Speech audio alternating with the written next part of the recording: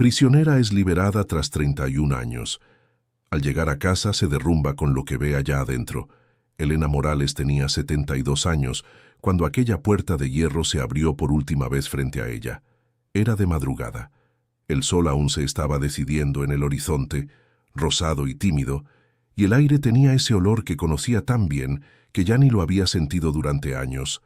Concreto húmedo, óxido, el olor del tiempo detenido. Pero ese día lo sintió.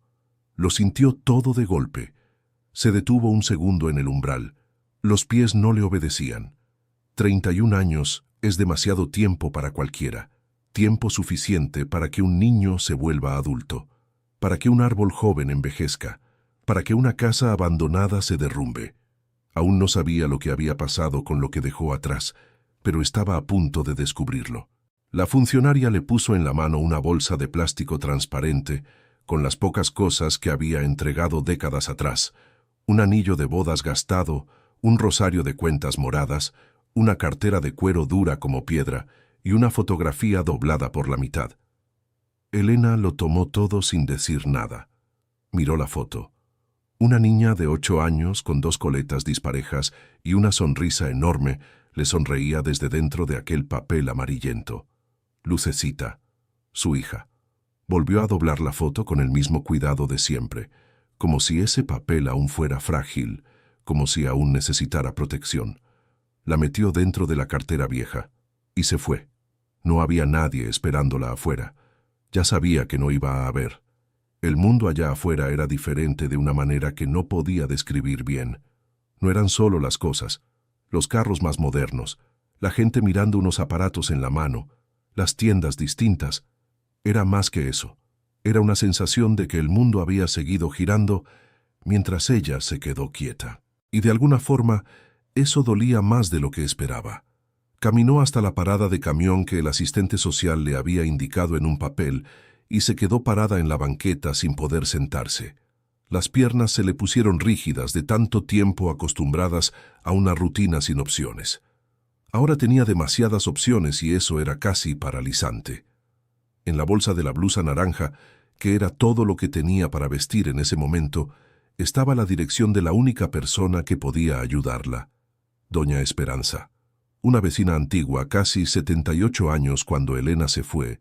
Debía tener unos 80 y tantos ahora, si aún seguía por allí, si aún seguía bien, si aún seguía. Elena no dejó que el pensamiento terminara. Necesitaba creer que Esperanza estaba allí. Era lo único que tenía.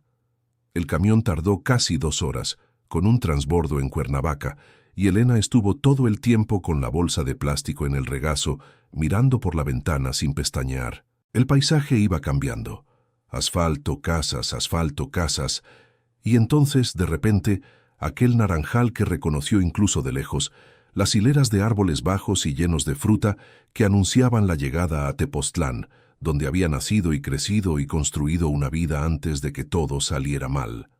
Cuando el camión se detuvo, Elena bajó despacio.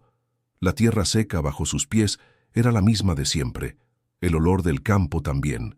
Eso la golpeó de una manera inesperada, en el pecho, como un puñetazo demasiado suave para defenderse. Caminó hasta la hacienda familiar que quedaba a unos 20 minutos de la parada. Conocía el camino de memoria, conocía cada curva, cada piedra grande en medio del atajo, cada alcantarilla tapada en las lluvias de diciembre. Su cuerpo tenía toda esa memoria grabada incluso antes de que la cabeza recordara, y entonces lo vio. La casa estaba en pie, pero solo en el sentido más básico de la expresión. Las paredes aún existían, las vigas del techo aún sostenían algo. Pero lo que Elena vio al acercarse por el camino de tierra seca, con el pasto alto dorado a cada lado que le llegaba a la cintura, fue un cascarón, una sombra de lo que aquella casa había sido. El techo de madera estaba vencido, parte de él había cedido en el lado izquierdo. Las ventanas ya no tenían vidrio, y los marcos de madera estaban podridos, torcidos, algunos caídos hacia adentro. La terraza del frente, donde Elena había tomado café con su madre cientos de mañanas, estaba completamente destruida. Las tablas carcomidas y quebradas, los pilares inclinados. La maleza se apoderaba de todo, Se enroscaba en las paredes, crecía por las rendijas de la madera, como si la naturaleza estuviera reconquistando lentamente lo que era suyo. Elena se detuvo en medio del camino, se quedó mirando por un largo rato. Hay momentos en la vida que uno no puede procesar de inmediato. La cosa llega, uno la ve, pero el cerebro necesita unos segundos más para aceptar que eso es real. Este debió haber sido uno de esos momentos para Elena. 31 años de espera, de nostalgia, de soñar con este lugar, de aferrarse a su memoria como si fuera una tabla en medio del mar. Y lo que estaba frente a ella era eso. Respiró hondo. Siguió caminando. La puerta del frente estaba entreabierta, atorada por la madera hinchada. Elena empujó con el hombro y la madera cedió con un chirrido que resonó en el silencio del atardecer. El sol se estaba poniendo y arrojaba una luz anaranjada dentro de la casa, del mismo color de su blusa. Una coincidencia extraña que ella notó, pero no pudo pensar mucho al respecto. Lo que vio al entrar le hizo temblar las piernas.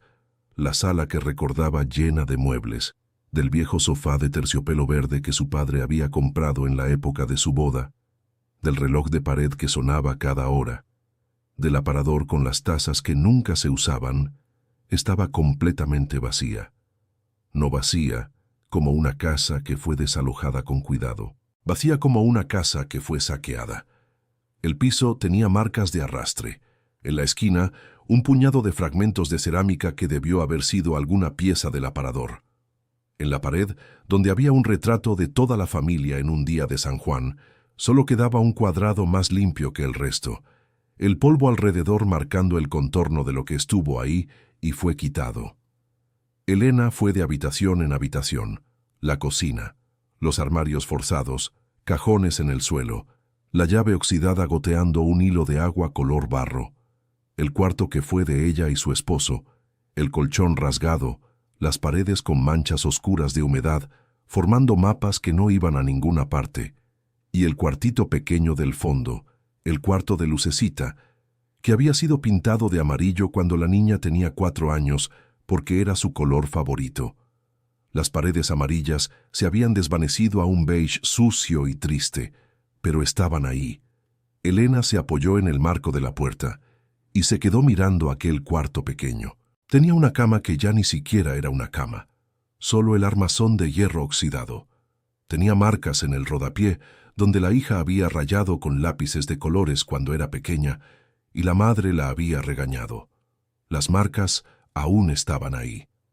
Elena se agachó despacio, con la dificultad de quien tiene 72 años y una rodilla que protestó en los últimos 10, y pasó el dedo por los rayones en el rodapié. Era un sol con rayos torcidos, como los que dibujan los niños. Se quedó así por un tiempo que no pudo medir. Fue cuando se levantó que lo vio. En la esquina del cuarto, detrás de donde la cama había estado por décadas, había una tabla del piso ligeramente diferente a las demás, más nueva que las vecinas, mal encajada. Elena supo al instante lo que era. Ella misma había mandado poner esa tabla ahí cuando Lucecita tenía 6 años. Habían escondido debajo de ella el cofre del tesoro de la niña, una lata de galletas donde Lucecita guardaba las cosas más importantes de su mundo en esa época. Un botón color rosa, una moneda de colección que un pariente había traído de lejos, un papelito doblado que una amiga de la escuela le había mandado. Elena fue de rodillas hasta allá. Levantó la tabla con los dedos. La lata estaba ahí. Pero ya no era la lata de la Lucecita de 6 años. Era el mismo recipiente, oxidado en los bordes, pero tapado con fuerza y con una liga que se había vuelto polvo de tanto tiempo. Elena abrió. Dentro había cartas, muchas cartas, dobladas, algunas en sobres arrugados, otras solo dobladas por la mitad. Elena tomó la primera y la abrió con manos que no estaban firmes. La letra era de niño, redonda, esmerada, esa letra de quien está aprendiendo a hacer cada letra con cuidado. «Mamá, hoy fui a la escuela, y la maestra preguntó dónde estabas. Le dije que te fuiste a trabajar lejos. Tía Beatriz dijo que eso era lo que debía decir, pero quiero contarte que sé que no es verdad. Sophie del salón dijo que su mamá dijo otra cosa. Extraño tu olor. ¿Cuándo vuelves? Besos, Lucecita. Elena cerró los ojos. Querido oyente, si estás disfrutando la historia, aprovecha para dar like y sobre todo suscríbete al canal. Eso ayuda mucho a los que estamos empezando. Ahora continuando. Ella leyó carta por carta en ese cuarto de paredes amarillas descoloridas, con el sol desapareciendo afuera y la luz tornándose color cobre. Las cartas abarcaban años. La letra de Lucecita iba creciendo y cambiando junto con la niña. A los 10 años era más firme. A los 13, más inclinada, de adolescente con prisa. A los 16 las frases eran más largas, más dolorosas. Mamá, tía Beatriz dijo que rechazaste las visitas y que ya no quieres contacto con nadie de aquí. No sé si creer eso, pero ya he enviado 18 cartas y ninguna respondió. Quizás no llegan. Quizás estás bien y yo estoy sufriendo en vano. Espero que sea así. 18 cartas. Elena miró el montón de papel en sus manos. Eran muchas más que 18.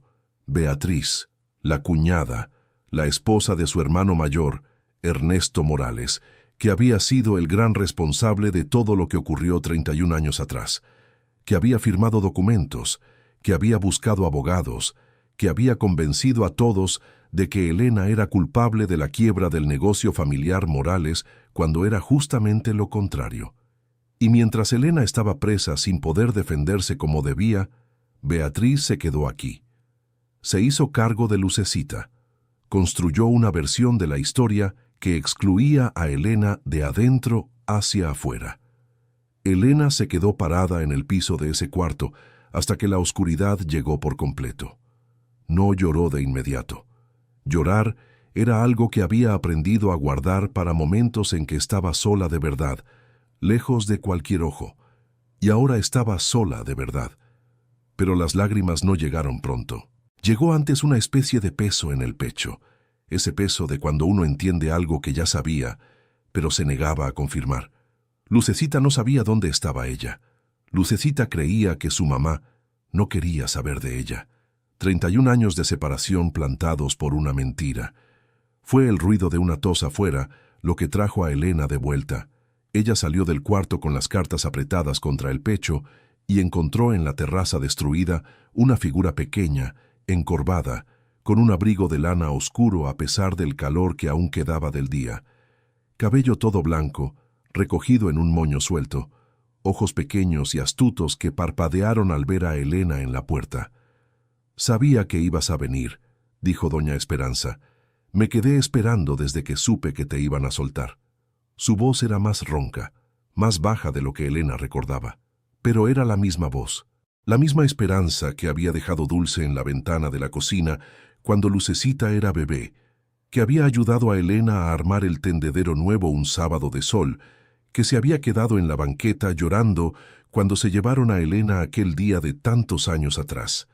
Elena bajó los escalones destruidos de la terraza con cuidado y las dos se miraron de cerca por primera vez en 3 décadas.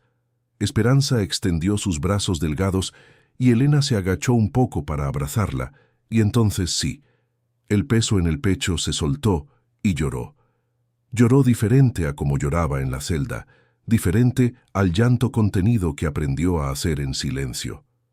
Lloró con todo el cuerpo, sacudiendo los hombros, aferrándose a los brazos delgados de la vecina, como quien se agarra de una tabla. Esperanza no dijo nada. Solo se quedó ahí. Después de un rato, las dos se sentaron en la orilla del camino, porque el porche no era seguro, y Esperanza empezó a contar lo que Elena necesitaba saber. Ernesto Morales se había arrepentido. Ni un año después de que Elena se fue, el hermano empezó a deteriorarse por dentro, sin poder dormir, sin poder hablar con nadie. Esperanza dijo que él aparecía en su ventana, a veces solo para quedarse quieto, sin decir nada. Que él sabía muy bien lo que había pasado, que Beatriz había conducido todo, falsificado documentos, convencido a él de que Elena era culpable cuando él mismo sabía que no lo era. Él escribió cartas, dijo Esperanza en voz baja, para ti, para Lucecita, para un abogado. Pero Beatriz las tomó todas antes de que se fueran. Yo vi las cartas. Él me mostró una vez, con miedo, y luego desapareció todo. Elena miró las cartas de su hija que aún sostenía en la mano. «Estas las dejó Lucecita», dijo ella. Esperanza las miró, asintió lentamente con la cabeza. Ella venía aquí a veces, ya adulta. Después de que supo más cosas, empezó a cuestionar la historia que Beatriz contó. Ella vino a revolver esta casa hace unos 3 años. Buscó cualquier cosa que su madre pudiera haber dejado. Elena sintió el corazón apretarse de una manera diferente ahora. ¿Y ella dejó algo? ¿Algún contacto? Esperanza sonrió de lado, esa sonrisa de quien guardó la mejor parte para el final. Dejó una notita, conmigo. Dijo que si usted aparecía, que se la entregara. Metió la mano en el bolsillo del abrigo de lana y sacó un papel doblado, pequeño, con las esquinas ya gastadas de tanto tiempo guardado. La letra dentro era de adulta, más firme, más contenida, pero Elena la reconoció al instante. «Mamá, si leíste esto, significa que volviste. Y significa que todavía tengo un montón de tiempo para contarte todo lo que me pasó mientras no estabas. Quiero verte. Cuando quieras puedes llamarme, no te tengo miedo, nunca lo tuve. Lucecita». Abajo del texto había un número de teléfono. Mira, tuve que detenerme aquí cuando leí esta parte, porque hay cosas que uno no espera que duelan y alegren al mismo tiempo de esa manera. La hija guardó una notita por años esperando que su madre apareciera. Eso es amor de una manera que va más allá de cualquier explicación. Elena se quedó con el papel entre los dedos por mucho tiempo antes de poder doblarlo de nuevo. Los días que siguieron fueron de los más difíciles y de los más importantes de su vida. Esperanza le cedió el cuarto de huéspedes que nadie había usado en décadas. Elena durmió en una cama de verdad por primera vez en 31 años y se despertó en medio de la noche sin entender dónde estaba. El corazón acelerado, el cuerpo esperando una reja que ya no estaba ahí. A la mañana siguiente, usó el teléfono de la vecina y marcó el número. La llamada fue contestada en el segundo tono. Hubo un silencio de 2 segundos antes de que llegara la voz. Esa voz que Elena solo conocía de papel, de letra redonda de niña y luego de adulta, llegó a su oído como algo completamente nuevo y completamente familiar al mismo tiempo. «Mamá», solo eso, una palabra, pero en esa palabra cabían 31 años. Elena cerró los ojos. «Soy yo, mi hija». Lucecita tenía 40 años. Vivía en un pueblo a 3 horas de ahí. Trabajaba en una escuela como coordinadora pedagógica. Tenía un hijo de 12 años llamado Mateo, que Elena nunca había visto. Lo contó todo en bloques, con la voz quebrada, mientras las dos se quedaban en la línea sin poder colgar. Acordaron encontrarse en una semana. Lucecita necesitaba tiempo para arreglar sus cosas, para organizar su cabeza, para explicarle a su hijo que la abuela que nunca conoció estaba de vuelta. Pero una semana no pasó completa. Al tercer día, Lucecita apareció. Vino sola, en un carro pequeño, se detuvo frente a la casa de Esperanza y se quedó sentada dentro del carro unos 5 minutos antes de bajar. Elena Morales estaba en la terraza de la vecina cuando vio llegar el carro. Se quedó quieta. La mujer que bajó del carro tenía el cabello oscuro con canas en las sienes, la estatura media de ella, los hombros ligeramente caídos como su madre, y esa misma forma de andar medio contenida, como quien siempre intenta no ocupar demasiado espacio. Elena Morales bajó los 2 escalones de la terraza de Esperanza despacio. Las dos se detuvieron a unos 3 metros una de la otra en medio de la calle de tierra. Se miraron. La madre con 72 años, el cabello completamente blanco, la blusa naranja cambiada por un pantalón y una blusa sencilla que Esperanza le había prestado. La hija con 40, una mochila al hombro y los ojos rojos de quien ya había llorado en el carro. Fue Lucecita quien dio el primer paso. Y cuando se abrazaron en medio de esa calle de Tepoztlán, con el sol caliente de la tarde y los grillos empezando a cantar allá en el campo, Elena Morales entendió que esto era el comienzo de otra cosa, no el final de 31 años. El comienzo de todo lo que había quedado en suspenso. Querido oyente, si estás disfrutando la historia, aprovecha para dejar tu like Y sobre todo suscríbete al canal. Eso ayuda mucho a los que estamos empezando. Ahora continuando. Lo que Lucecita trajo ese día no era solo ella misma, era la verdad, documentada, organizada con paciencia y terquedad de quien no se rindió. Abrió la mochila en la mesa de la cocina de Esperanza y fue sacando carpetas, documentos que había conseguido a lo largo de los últimos 5 años, después de que empezó a desconfiar de la versión de Beatriz, declaraciones de ex empleados del negocio familiar Morales, una carta del propio Ernesto Morales que Esperanza no sabía que existía, escrita en un papel de banco que había quedado guardada en un archivo muerto en una notaría de Tepoztlán, y que Lucecita había encontrado por accidente cuando fue a buscar papeles del inventario del tío.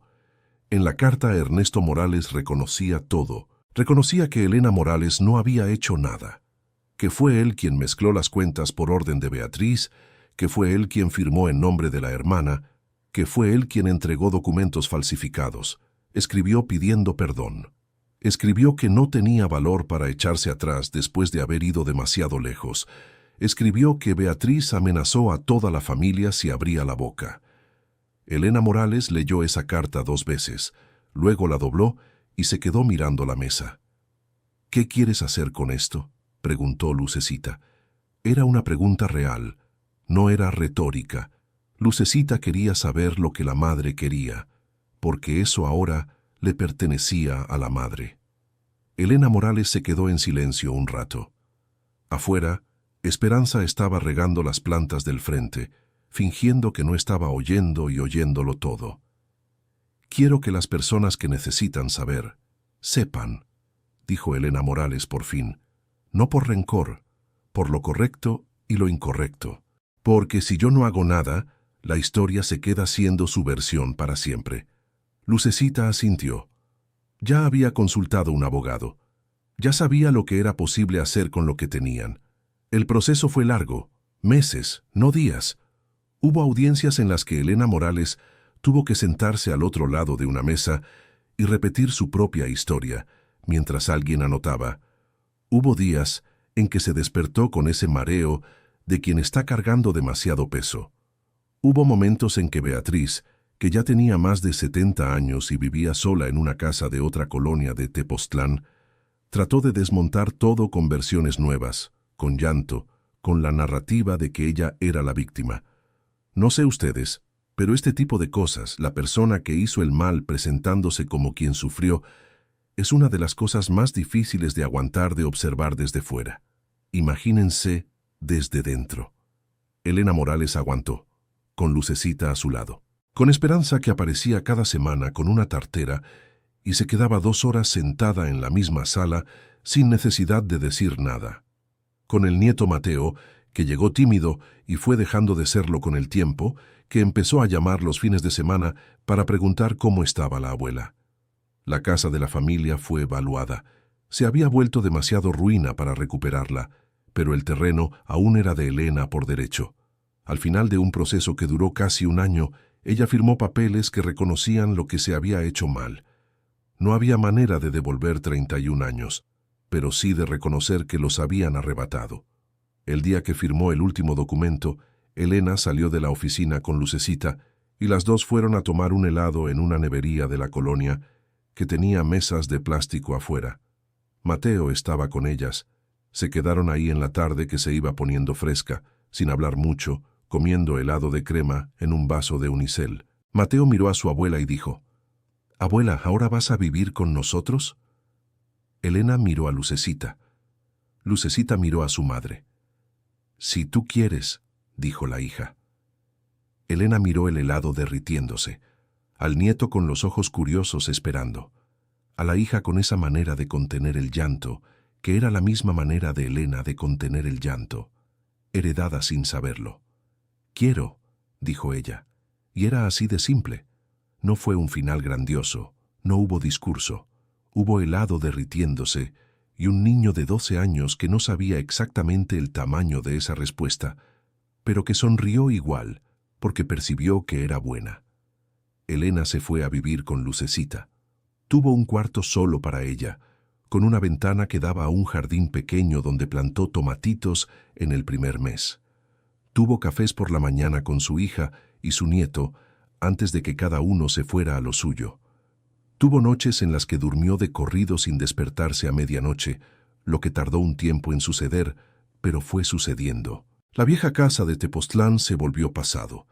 El terreno se vendió, y con parte del dinero Elena compró una mecedora que puso en la terraza del departamento de su hija. Se quedaba ahí las tardes de domingo, leyendo o solo mirando.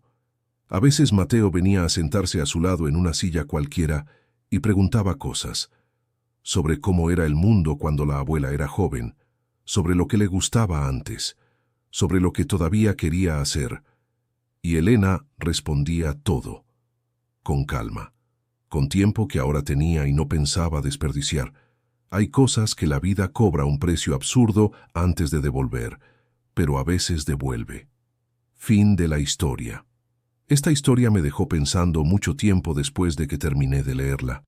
Hay una frase de Lucecita que no se me ha ido de la cabeza. No te tengo miedo, nunca te tuve. Después de todo lo que Beatriz hizo para separarlas, el amor de la hija sobrevivió igual. Cuéntanos qué te pareció y desde dónde estás viendo. ¿Crees que Elena tomó la decisión correcta al buscar reconocimiento en lugar de solo seguir adelante? Deja tu opinión en los comentarios, me encanta leer cada uno. Un abrazo enorme.